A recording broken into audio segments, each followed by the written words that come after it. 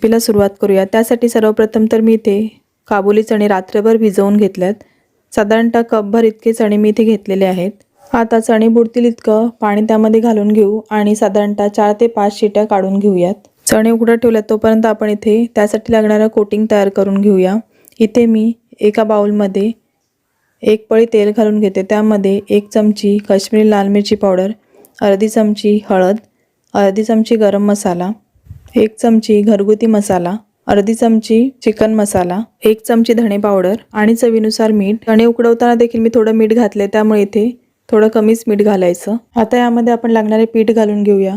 इथे मी 2 मोठे चमचे मैदा घेतलाय, तसेच 3 ते 4 चमची कॉर्नफ्लॉवर आणि 1 ते 2 चमची इतकं बेसनाचं पीठ घेतले।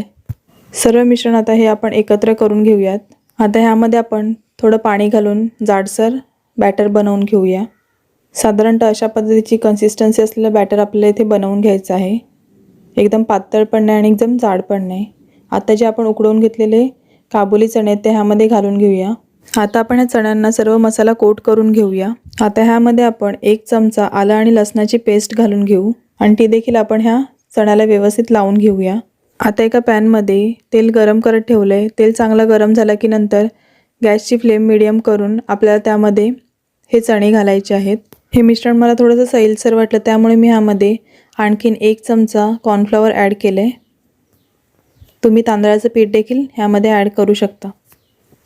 अशा पद्धतीने आपण एक एक चणा तेलामध्ये सोडायचा आहे।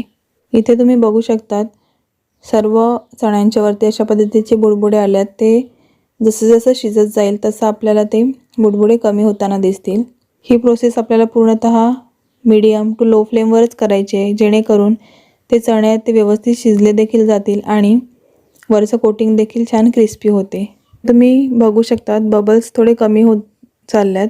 आता आपले चणे रेडी आहेत। आता ते आपण काढून घेऊया आणि अशाच पद्धतीने बाकीचे चणे देखील आपण फ्राय करून घेऊ।